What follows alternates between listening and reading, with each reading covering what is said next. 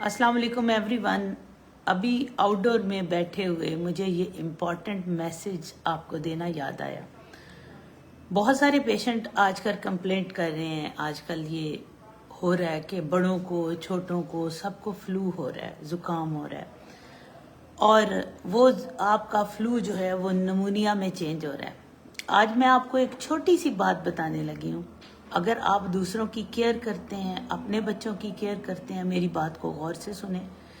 मेरे पास अभी एक पेशेंट बैठी हैं जिनका 4 माह का बच्चा इसी तरह ही, यानी कि फ्लू के बाद कॉम्प्लिकेशन नमूनिया। कभी आपने सोचा कि नमूनिया जो है वो हो क्यों जाता है? और इनके बच्चे की, इनका आईवीएफ बच्चा था, आईवीएफ बच्चा इन्होंने इक्सी वाला बच्चा खो दिया नमूनिया की वजह से।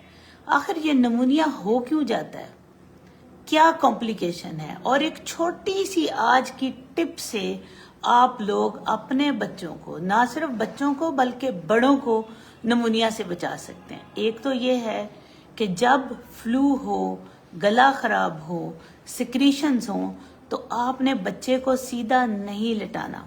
खास तौर पर बच्चा अगर आपका दूध पीता है तो उसको आपने कभी भी दूध पिला के सीधा नहीं लिटाना सर बनाने के लिए। सर बनता रहेगा, उसकी जान बचेगी तो सर बनेगा ना। आपने क्या करना है, आपने सबसे पहले बच्चे को दूध पिलाना है, फिर उसको कंधे के साथ लगाए रखना है जब तक उसका दूध जो है वो बच्चा ढिकार नहीं ले लेता। उसके बाद भी बच्चे को, जिस बच्चे को जुकाम, फ्लू या गला खराब हो गया, आपने उसको बाएं करवट की तरफ लिटा देना है, दाएं करवट पे भी नहीं लिटाना, ठीक है? क्योंकि होता क्या है, जब आप दाएं करवट पे बच्चे को लिटाते हैं तो स्फिंक्टर लूज होता है अभी, और उसका वो दूध दोबारा से सांस की नाली में आने का खतरा होता है, और वो बच्चा चोक करके उसकी डेथ हो सकती है। अगर उसकी सडन डेथ नहीं हुई तो वो चोकिंग वाला दूध जो है वो उसके फेफड़ों में चला जाएगा और वही नमूनिया कॉज करेगा। फिर इसके बाद अगले लोग जो बड़े हैं, बड़े बच्चे हैं या बड़े लोग हैं, अगर उनको फ्लू हो गया है, उनको खांसी है, सिक्रीशंस हैं, आप अपने नमूनिया से बचना चाहते हैं तो आपने सीधा नहीं लेटना। आपने 2 पीछे पिल्लो रखने हैं और तब सोना है।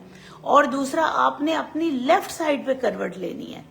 राइट साइड पे उन दिनों करवट लेने से अवॉइड करें, क्योंकि होता क्या है कि जब पेशेंट को वायरल इन्फेक्शन हो, बुखार हुआ हो या उसको कुछ और ऐसी इन्फेक्शन चल रही हो, तो बॉडी के सारे स्फिंक्टर लूज हो जाते हैं।